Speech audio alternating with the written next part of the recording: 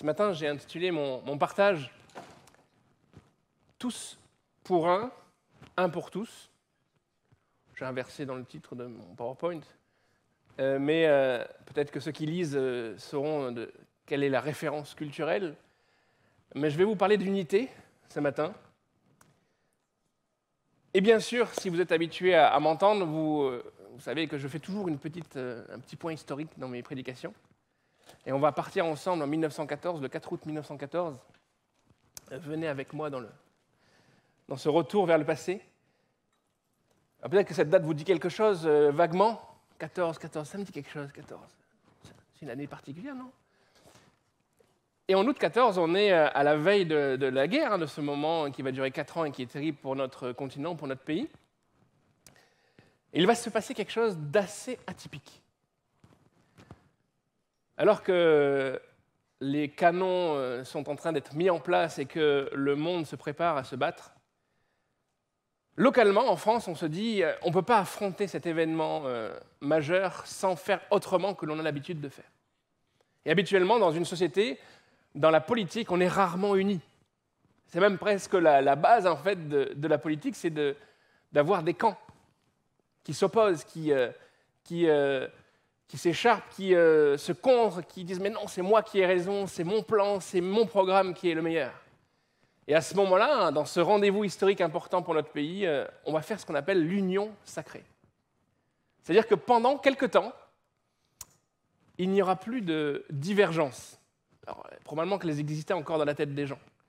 Mais pendant 4 ans, il n'y aura plus cette manière de vivre la politique, ça sera « il faut s'unir pour pouvoir être victorieux ». Ça, c'est un élément de l'histoire. Et puis, dans les années qui suivront, à chaque fois qu'un événement un peu majeur se présentera devant nous, on appellera un petit peu à cette réalité-là, on essaiera de faire ce qu'on appelle l'union nationale. Parfois, ça arrive, parfois, ça ne se fait pas. Mais sur le long terme, dans une société comme la nôtre, on ne peut pas être unis. On est souvent désunis.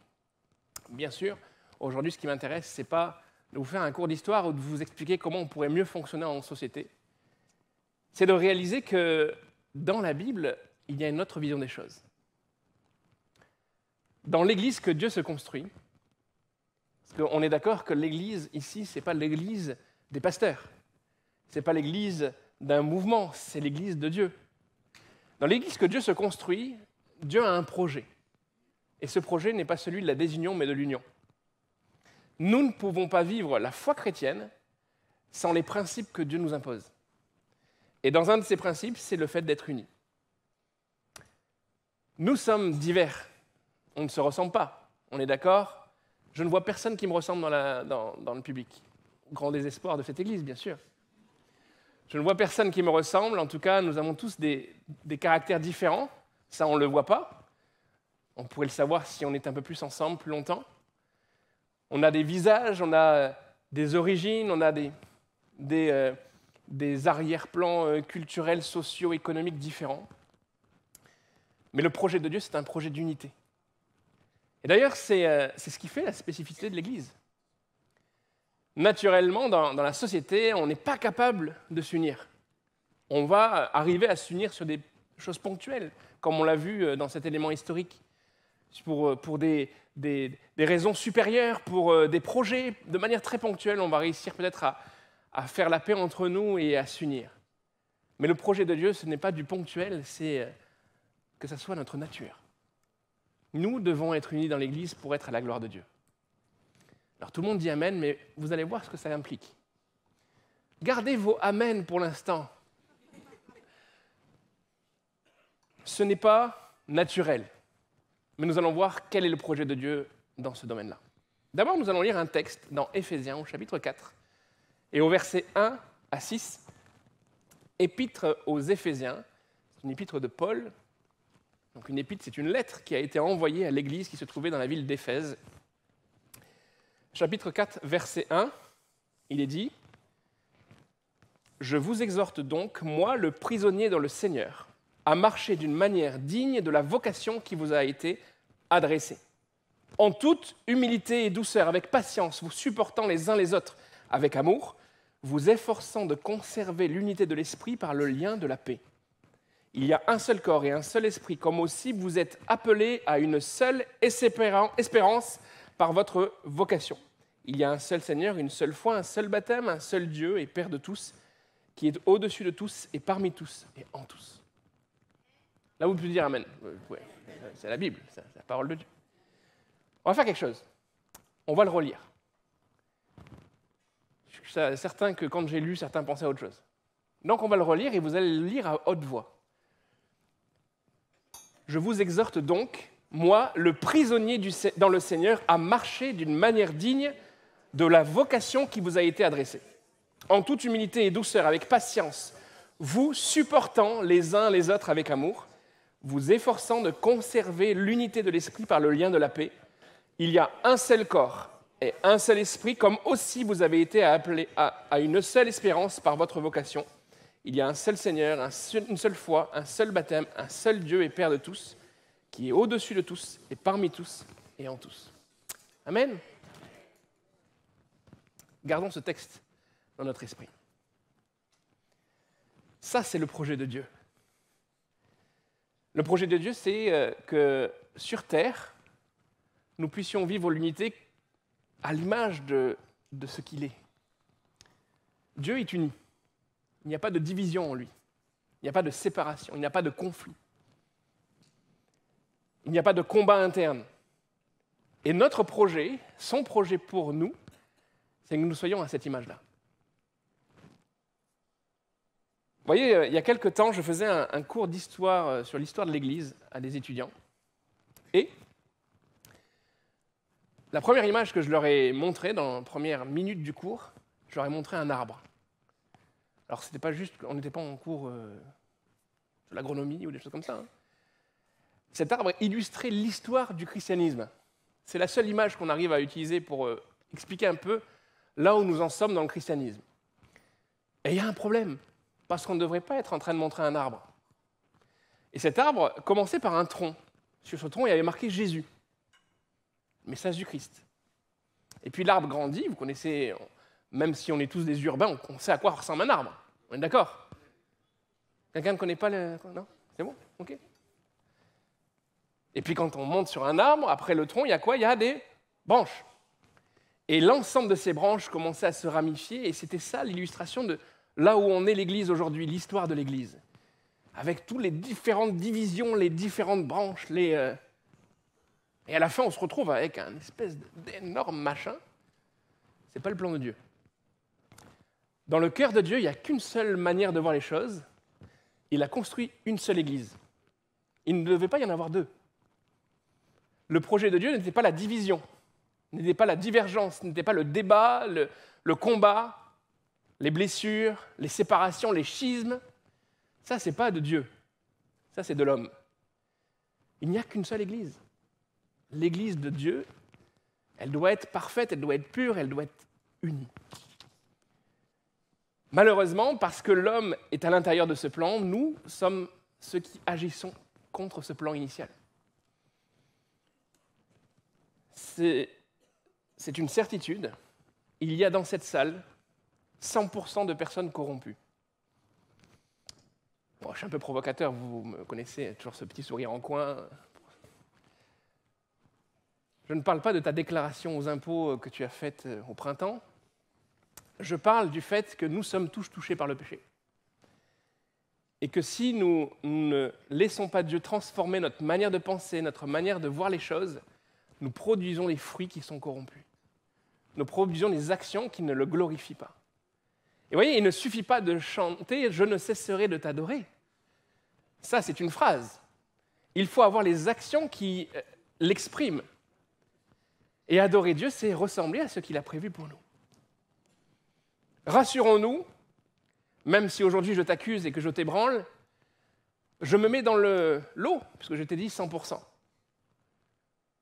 Et nous savons qu'avec Dieu, nous pouvons le vivre si nous acceptons l'échec qui est présenté et que nous cherchons la solution qui est en lui.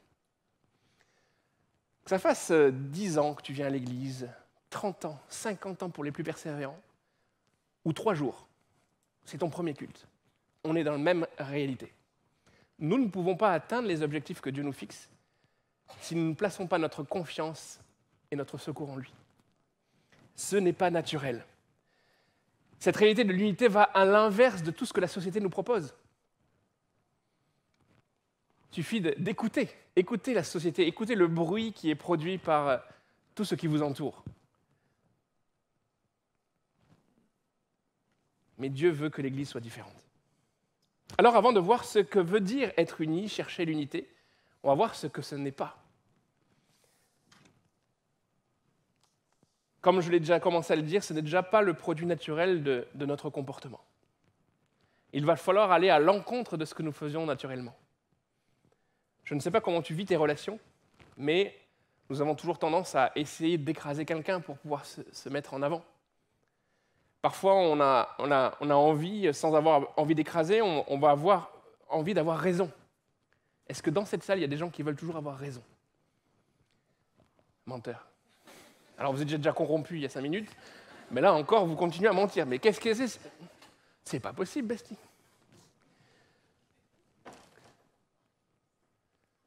Double mensonge, en plus, nous sommes en France, et je suis persuadé que tu as envie souvent d'avoir raison et de prouver que tu as raison. Ce n'est pas l'unité, pour moi, c'est mon interprétation, peut-être qu'on peut en débattre à la fin du culte, mais je ne crois pas que l'unité sera juste la réponse à une prière. Je sais qu'on prie pour l'unité parfois. Il y a une beauté dans cette prière-là. Je ne dis pas qu'il faut arrêter de prier pour l'unité.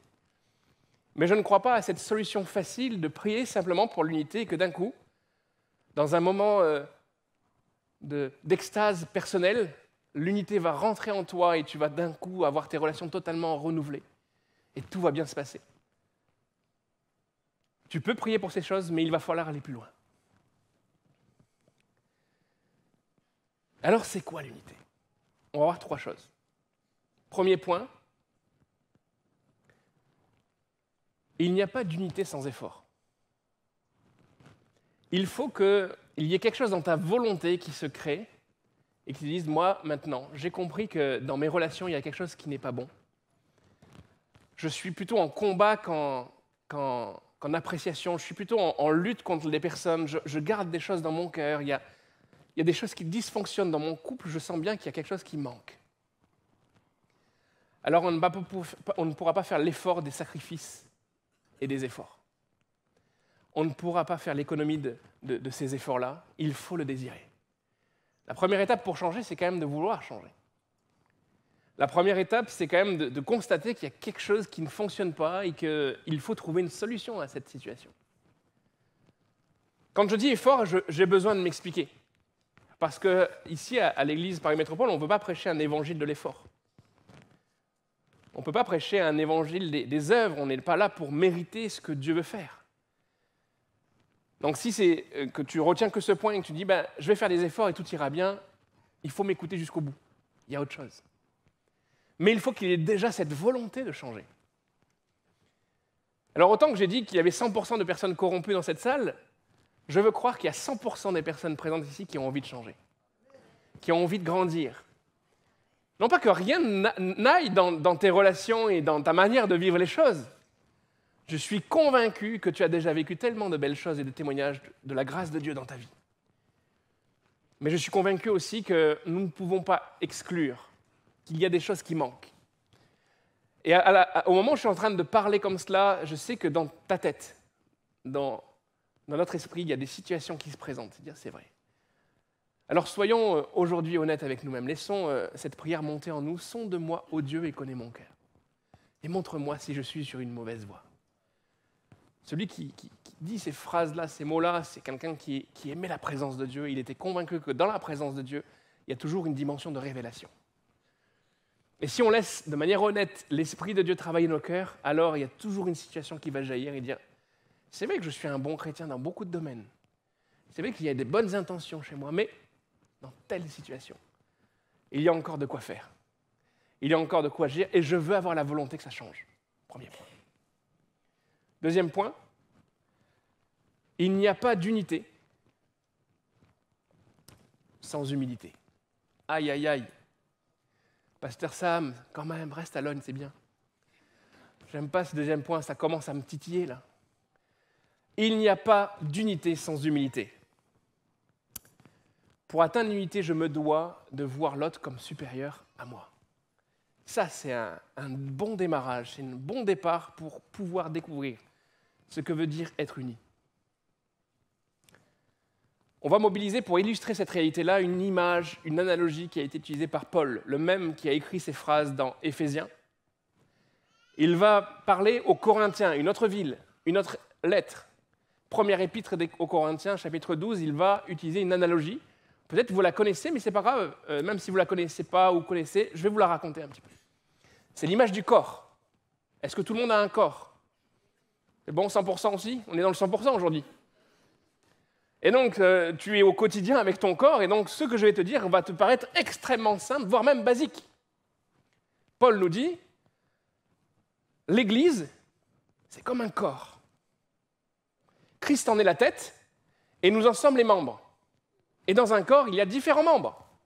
Il y a des bras, il y a des jambes, il y a des oreilles, il y a des yeux, il y a des organes même qui sont invisibles à l'œil nu, et chacun a un rôle important. Et en fait, chacun a un rôle déterminant. Et c'est d'ailleurs quand tu vas être privé d'une partie de ton corps que tu vas te rendre compte qu'en fait, tout le monde est important dans l'ensemble. Et il explique que dans le corps, il n'y a pas un membre qui dit à l'autre « mais tu me saoules ». Enfin, je paraphrase. Il n'y a pas « saoule » dans le Corinthiens 12. Mais tu m'embêtes. Je n'ai pas besoin de toi. Si on n'a que les oreilles, ça suffira. Et puis d'ailleurs, même Paul va dans la précision de cet aspect, c'est que c'est ce qui est le plus insignifiant des fois qui est le plus important. Laissez-moi vous raconter une histoire que j'ai vécue, mais je suis sûr que tu l'as déjà vécue, 100% aussi. Moi, je suis maladroit, de base. Depuis que je suis enfant, je renverse beaucoup de choses. Voilà, je fais des bêtises, par inattention ou maladresse, manque de concentration. Mais même si vous n'êtes pas maladroit, je pense que vous l'avez vécu. Imagine-toi sur ton canapé, dans ton salon, tu as un canapé, puis tiens, il faut que j'aille chercher quelque chose dans la cuisine, je vais aller chercher une bouteille d'eau. Tu te lèves, et là, sur le chemin entre le canapé et la cuisine, il y a un petit élément majeur, la table basse. Et au moment que tu passes dans cette table basse, ton pied tape. Ça t'est déjà arrivé? Voilà, ça me rassure. Il n'y a pas que Pasteur Sam qui est maladroit qui se tape le pied. Moi, c'est quand même mon quotidien, ça c'est un autre problème. Et là, qu'est-ce qui se passe à ce moment-là? Tu cries ou tu fais... Oh, ça fait mal. Qu'est-ce qui a touché cette table? Est-ce que c'est le cœur? Est-ce que c'est la tête? Est-ce que c'est ce qui est le plus important pour toi? Non, des fois, c'est ce petit orteil. Je ne savais même pas qu'il existait. Il se rappelle à moi. Hein. Chaque élément est important. Tu ne vas pas te dire non plus, bon, mais il y en a marre de ces tables basses, je vais couper l'orteil. Comme ça sera réglé. Ben non, parce que tu vas perdre ton équilibre, tu vas être en difficulté. Chaque élément du corps est important. L'image est belle, mais dans la réalité, dans le corps de Christ, dans l'Église, dans mes relations, dans mon couple, dans mes amitiés, est-ce que je ne peux pas appliquer cette réalité-là? Est-ce que parfois je ne me suis pas trop senti tête ou cœur ou élément qui semble être tellement important que je me suis mis à porter ce discours? Mais on n'a pas besoin de toi, on a besoin que de moi. Ce n'est pas l'unité. L'unité se fait qu'au prix de l'humilité. Dans l'Église, quand on observe l'Église, c'est qui la tête de l'Église? Est-ce que c'est le pasteur? Est-ce que, aux yeux de Dieu, le pasteur, celui qui prêche, est sur une galaxie très élevée et que la petite mamie très discrète qui ne fait que prier, elle est reléguée derrière? Ah, je ne suis pas sûr. Enfin, même, je ne suis pas du tout convaincu. C'est l'inverse. Aux yeux de Dieu, peut-être qu'on aura même des surprises dans comment Dieu perçoit les choses. Probablement que le pasteur, s'il est honnête, il dira « J'ai bien besoin de cette petite mamie qui prie, sans compter, pour la bonne santé de cette Église, pour l'avancement de l'œuvre de Christ dans cette Église. » Nous sommes interdépendants. Et nous ne pouvons pas nous priver de tout ce que Dieu a déversé dans la vie de chacun des autres. Regardez, l'exemple, c'est celui de notre Seigneur. Il s'appelle Seigneur. Jésus, dans la Bible, les disciples l'ont appelé Seigneur. Seigneur, ça veut dire quoi? C'est quelqu'un qui domine, un Seigneur. Et qu'est-ce que ce Seigneur a fait quelques jours avant de s'offrir en sacrifice? Il s'est mis à genoux aux côtés d'un de ses disciples, Pierre. Il a dit, je vais te laver les pieds. Voilà l'humilité. Si on accepte de vivre dans l'humilité, alors nos relations vont être transformées. On va s'élever les uns les autres, et si c'est mutuel, ne t'inquiète pas. Les autres feront la même chose avec toi. Alors, nous allons grandir, nous allons perfectionner nos relations et nous allons vivre de belles choses. Troisième point. Il n'y a pas d'unité sans pardon. Aïe, aïe, aïe, ça augmente. Ça passait sur l'humilité. Mais maintenant, tu me demandes de me repentir. Pour vivre l'unité, je ne peux pas échapper à une remise en cause personnelle.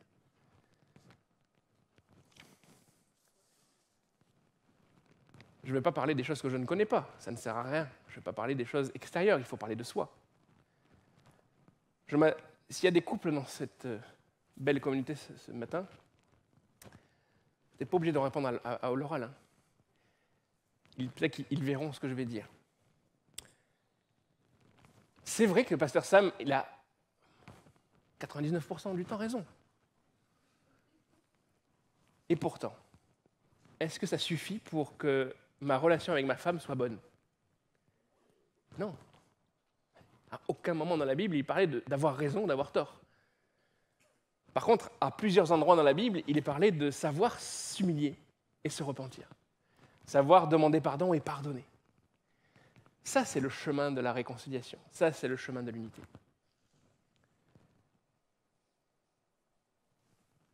Ce que Dieu veut, c'est que les familles vivent unies. Ce que Dieu veut, c'est que l'Église soit unie. Il n'y a pas d'autre plan. Il n'y a pas d'autre manière de vivre les relations. Il n'y a pas d'autre manière de voir les choses. Et pour cela, il va falloir passer par ce douloureux chemin de la repentance. Si tu veux que ce que je suis en train de te dire se transforme en joli discours et réalité dans ta vie, il faut passer par la repentance. Et ma prière, quand j'étais en train de préparer cette prédication, c'était non pas qu'on soit tout émotionné pendant ce temps où on se retrouve ensemble, c'est vrai que c'est le contexte. Il y a de la lumière, on est là dans l'attente, on aime écouter la prédication, on a pris des versets bibliques, il y a eu des chants qui ont préparé notre cœur, derrière il y aura peut-être un temps d'appel. Donc c'est vrai que ces moments à l'église sont des moments où nos émotions sont emportées. Moi je crois qu'il faut aller au-delà de ces moments-là. Et moi je prie, ma prière c'est que cette semaine soit une semaine de repentance pour ta vie. Jésus nous dit un jour, si tu t'apprêtes à mettre ton offrande et que tu te rappelles que tu as quelque chose contre ton frère, arrête-toi tout de suite. Le but ici, ce n'est pas de collecter l'offrande. Le but, c'est que nos relations soient à l'image de celle de notre Seigneur. Alors bien sûr, après, poursuis, reprends ce que tu avais prévu de faire. Parenthèse fermée. Mais arrête-toi. Le plus important dans cette histoire, c'est d'aller te réconcilier. Moi, ma prière, c'est que c'est toujours facile de prêcher ce type de message quand on n'est pas au quotidien dans l'endroit. Mais ma prière, c'est que des relations soient restaurées.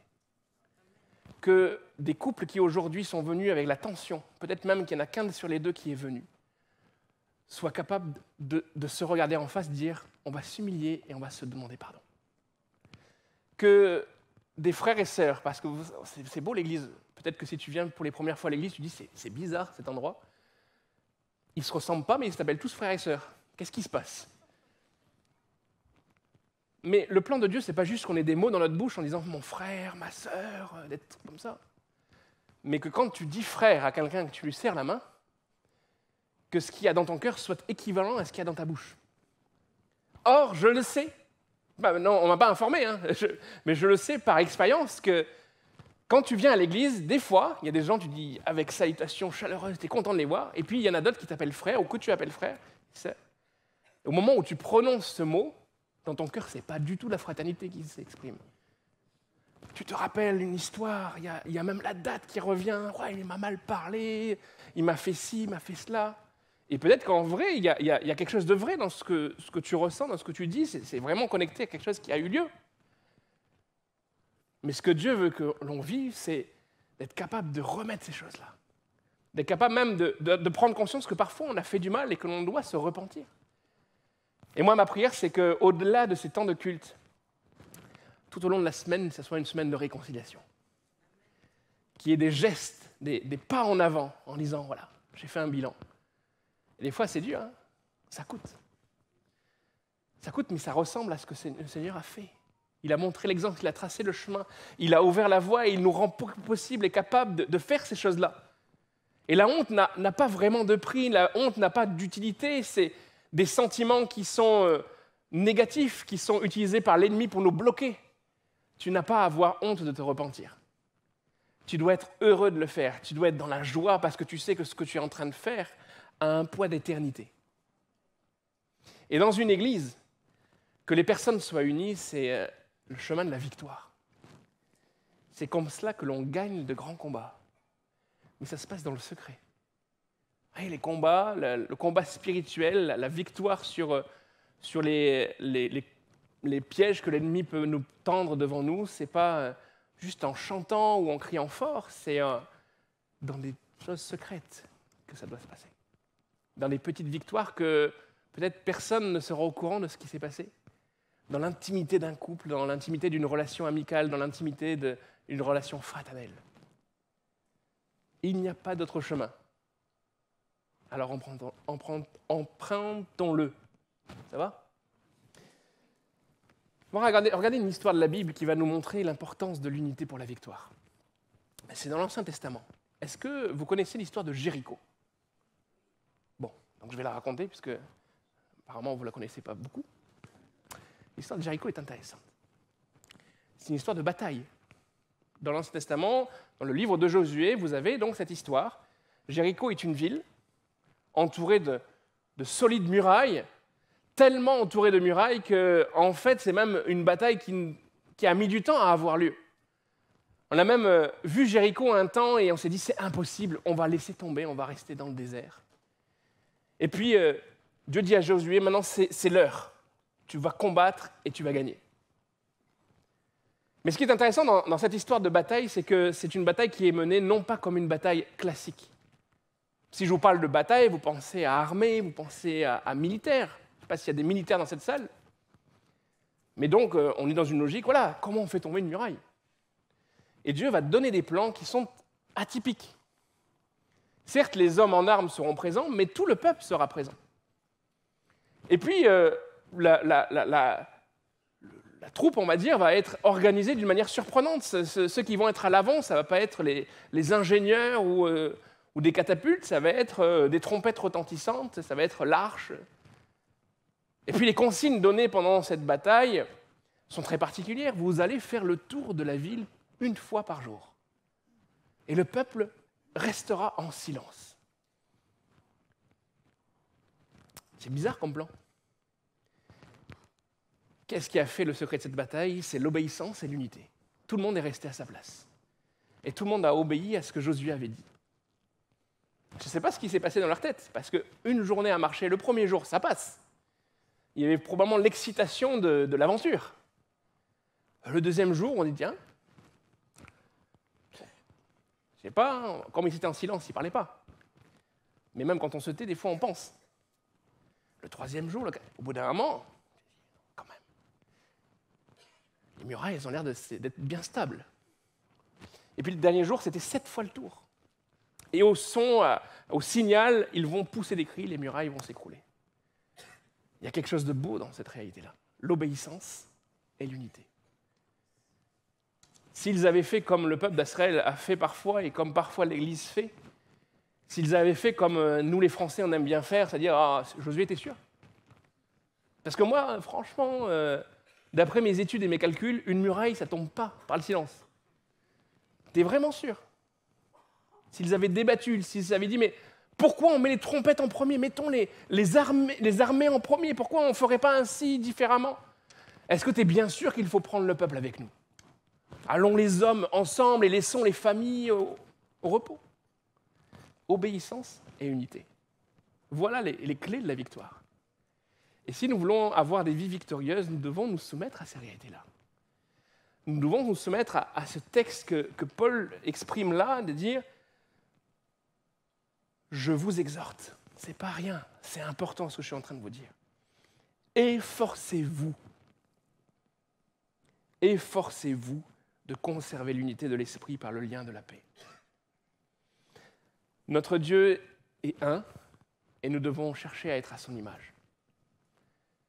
Moi, je prie pour que nos églises, et quand je dis cela, je ne suis pas en train de dire, voilà, ça ne va pas du tout au niveau unité, là, on m'a passé une commande pour vous parler de ces choses-là. Non, ce n'est pas ça, c'est juste que chaque jour que Dieu fait, j'ai sans occasion de montrer que naturellement, je n'irai pas dans ce sens-là. Que naturellement, je manifesterai des choses qui ne sont pas à la gloire de Dieu. Mais si nous prenons conscience de cela, nous pouvons nous mettre à genoux et dire « Seigneur, aide-moi ». Moi, j'ai envie de vivre un mariage qui est heureux parce que ça me fait du bien. Ma femme était présente au premier culte, donc si vous avez des questions, vous ne pouvez pas lui poser là au deuxième. Mais dans le succès d'un mariage, il n'y a que cette réalité-là, il n'y a pas beaucoup plus. C'est cette capacité à s'humilier et à se pardonner. Ce n'est pas un secret. Je ne suis pas en train de vous dévoiler un mystère développé par les salmerons. Je suis en train de vous dire que c'est ce que Dieu nous enseigne. Et nous n'avons pas besoin d'aller chercher ailleurs, d'aller chercher autrement, d'aller créer, s'inventer des solutions. Si nous voulons vivre la victoire, si nous voulons gagner le combat que Dieu nous donne à combattre ici dans cette ville, nous avons besoin d'être dans cette unité. Parce que Jésus l'a dit, une maison divisée contre elle-même ne peut subsister. Mais en disant cela, il disait aussi l'inverse, c'est-à-dire qu'une maison qui est unie, elle subsiste. Un pays qui est uni, il demeure fort et ferme. Et s'il y a de l'unité dans le corps de Christ, il y a beaucoup de choses que le diable ne peut plus faire.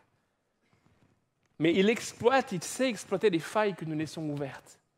Alors sachons nous humilier, sachons nous demander pardon. Je vais demander à l'équipe de revenir, l'équipe de louange de revenir. Nous allons avoir un temps d'appel. Enfin, d'appel. Je pense qu'on est tous concernés. Comme il y avait 100% de personnes corrompues dans ce lieu, il y a 100% de personnes qui ont besoin de se dire, de se projeter dans cette réalité-là, de dire, comme le pasteur l'a dit, on ne va pas juste vivre un temps d'émotion ce matin, mais je veux que ce temps d'émotion soit suivi d'un temps d'action. Je veux que dans ma vie, ce temps où je ressens ces choses-là soit suivi de temps de décision dans ma semaine. Si je dois prendre le téléphone et appeler quelqu'un, je veux le faire. Et là, peut-être tu es en train de prendre des notes. Le plus important, ce n'est pas de prendre des notes de ma prédication, c'est peut-être de prendre des notes sur les personnes que tu vas appeler. Peut-être qu'à la fin de cette réunion-là, tu vas te dire ouais, « c'est vrai que quand même, là, je me suis senti ciblé là. C'est pas possible. Quelqu'un lui a dit quelque chose au pasteur ? Non. Je me suis senti repris dans mon cœur et je vais même aller voir cette personne-là parce qu'elle est présente dans ce lieu. Je vais prendre le téléphone et je vais dire là, ça fait trop de temps qui est passé par rapport à cette situation. Je veux régler le problème parce que moi, je veux le meilleur pour ma propre vie. Vous voyez ? Cette chose-là, ce n'est pas que de l'altruisme, c'est aussi de vouloir grandir dans les choses que Dieu a prévues pour nous. Je ne sais pas s'ils m'ont entendu, l'équipe de louange. On va leur demander de revenir. Alors, levons-nous tous ensemble pour ces temps. On va prendre un chant qui dit « Viens me transformer ». Et j'ai envie que quand on va le chanter tout à l'heure, qu'on puisse le chanter d'une manière, pas comme un chant, de dire, voilà, Seigneur, vraiment c'est une prière, viens me transformer. Et peut-être tu as des images qui passent devant toi en pensant à des situations particulières. Et j'ai même envie de te dire que peut-être que dans des situations, tu te dis, mais je ne suis pas le seul partie prenante, je n'ai pas la main pour changer la situation moi-même. Mais fais cette prière, dis au Seigneur, aide-moi. Parce que je suis sûr que quand on enclenche la volonté de vivre ces choses-là, il est capable de créer des circonstances, il est capable de nous faire rencontrer une personne, il est capable même de créer ce désir mutuel dans le cœur de la personne. Parce que son esprit est unique et il est présent dans ce lieu, mais présent dans tout ce que nous faisons. Et je crois que si nous faisons cette prière, il ne va pas nous laisser en chemin. Il ne va pas nous laisser déçus. Si nous manifestons cette envie de nous humilier, si nous manifestons cette envie de rentrer dans la repentance, il ne va pas nous laisser en chemin. Alors on va chanter ce chant avec foi en disant « Viens me transformer ». Et puis nous aurons ensemble un temps de prière.